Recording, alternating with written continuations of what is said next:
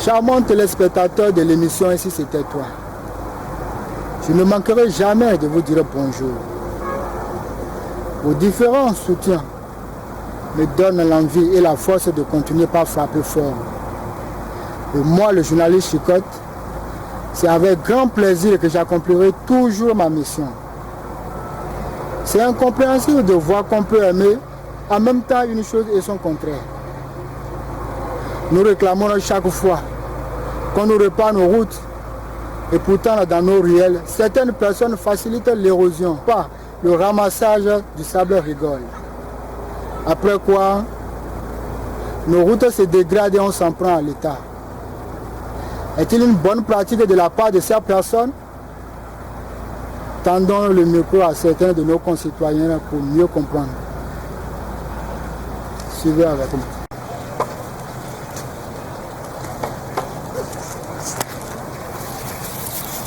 Excusez-moi, monsieur. Oui. Bonjour. Oui, bonjour, monsieur le journaliste. Je vous ai vu en difficulté sur votre route. À quoi que vous aviez un grand problème dans ce quartier? J'ai très sérieux problème, monsieur le journaliste. Oui. Nos voies, c'est ça, ça gâte nos motos. Nos voies sont gâtées et l'État ne dit rien. Vous ne croyez pas que la dégradation de vos routes est beaucoup plus favorisée par certaines personnes? Je vais parler de ceux qui ramassent du sable pour construire ou peut-être pour autre raison, je ne sais pas. Monsieur le journaliste, la dégradation de nos voies n'est pas la cause de ceux-là qui ramassent les sables dans la rue.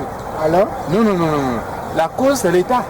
L'État, vous dites? Oui. Quand ça empêche l'État de créer des caniveaux pour dans nos ruelles. En attendant que l'État pense à vous, vous ne croyez pas peut-être que ceux qui ramassent du sable ont beaucoup plus favorisé ce que je vois là, par exemple? Mais vous-même, vous savez qu'aujourd'hui, une benne de sable coûte cher. C'est une raison pour favoriser, je ne sais pas, pour détruire nos routes. Regardez, les gens ont des difficultés à passer. Non. Ne mélangeons pas les choses, monsieur le journaliste. La cause ici, c'est l'État. C'est à l'État de s'en charger de nous tracer les voies quand elles sont dégradées. Et maintenant, vous encouragez ceux qui ramassent, on suppose. Mais si ceux-là n'ont pas l'argent pour se prendre des bennes de sable, comment ils vont faire? Le sable, dans les rues, ça ne fait rien, ça fait tomber même les usagers. Et si toute la population devait se lever dans chaque ruelle de la ville, ramasser du sable, vous croyez que, qu'est-ce qui se passerait?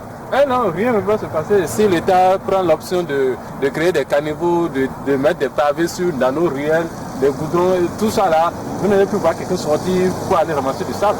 Parce que c'est à l'État de faire tout ça là. Il n'a qu'à nous tracer les voies, sortir les machines, goudronner toutes les voies des villes. Vous croyez que l'État a tous ces moyens de s'occuper de toute la ville en même temps?